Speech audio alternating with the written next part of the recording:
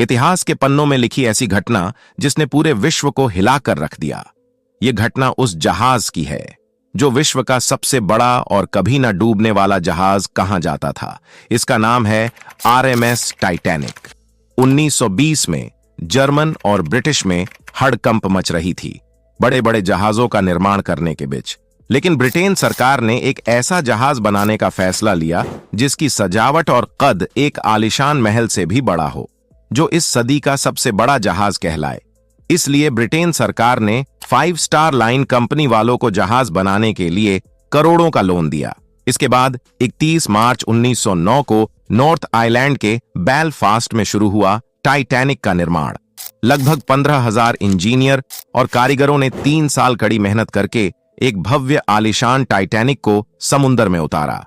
इस जहाज को 16 अलग अलग डिब्बों में बनाया गया था जो पूरी तरह से वाटर टाइट थे। इसी खूबी के कारण इसे एनसिबल जहाज कहा जाता था।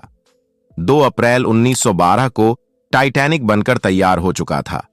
इस जहाज की भव्यता का पता जितना बाहर से पता चलता था, वो जहाज के अंदर जाकर दुगना हो जाता था।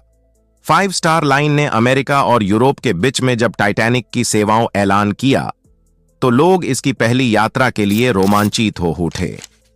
10 अप्रैल 1912 को टाइटैनिक 920 यात्रियों को लेकर इंग्लैंड के साउथहैम्पटन से न्यूयॉर्क के लिए निकल पड़ा।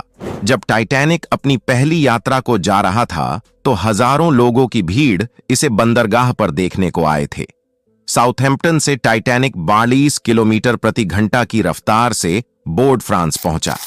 यहां से भी 230 यात्रियों को लेकर टाइटैनिक अपने अंतिम सफर न्यूयॉर्क के लिए रवाना हुआ। टाइटैनिक जब आइलैंड से निकला तो उसे आइसबर्ग मौजूद होने की पहली चेतावनी मिली, पर जहाज के कप्तान ने इस चेतावनी पर कुछ ज्यादा ध्यान नहीं दिया और अपने जहाज की रफ्तार कम नहीं की और जहाज समुद्र की लहरों को चिढ़ते हुए आगे बढ़ रहा था। रात होते होते जहाज के कप्तान को 6 चेतावनी वाले संदेश अन्य जहाजों द्वारा दिए जा चुके थे, लेकिन जहाज के कप्तान जहाज की रफ्तार को कम नहीं करना चाहते थे और न ही इन चेतावनी को गंभीरता से लेने वाले थे। वह इस जहाज को दुनिया का सबसे बड़ा जहाज और दुनिया का सबसे तेज चलने वाले जहाज का दर्जा दिलवाना चाहते थे। फिर कप्तान ने अपने 2 सदस्यों को जहाज के ऊपर बैठा दिया जो कि किसी भी घटना के होने से पहले उसका संदेश नीचे कप्तान को दे सके। तभी अंधेरी रात में जहाज के ठीक सामने अचानक उन 2 सदस्यों को एक बड़ी चट्टान दिखाई दे रही थी, तो उन्होंने ज्यादा देर नहीं करते हुए घंटा बजाया और अपने कप्तान को फोन पर संदेश दिया कि रबफ की चट्टान ठीक सामने है। यह सुनकर सारे अफसर जहाज को मोड़ने की कोशिश करने लगे।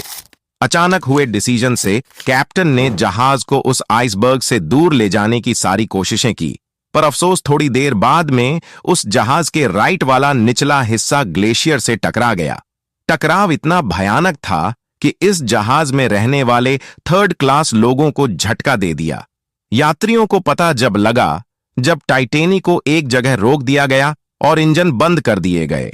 जैसे ही यह खबर फैली कि जहाज टकरा गया है तो यात्रियों में हड़कंप मच गया और जहाज के आधे से ज्यादा डिब्बे में पानी भर चुका था। सभी लाइट बोर्ड को बाहर निकाला जाने लगा, जिसकी क्षमता लगभग 65 लोगों की थी। जहाज लगभग 50% डूब चुका था, जिसके कारण आगे वाला हिस्सा ऊपर उठने लगा। जहाज पर ज्यादा दबाव लगाने के कारण कुछ देर बाद टाइटैनिक बीच से टूटकर अलग हो गया। मात्र 2 घंटे में कभी न डूबने वाला जहाज टाइटैनिक अटलांटिका महासागर की कोख में समा गया था।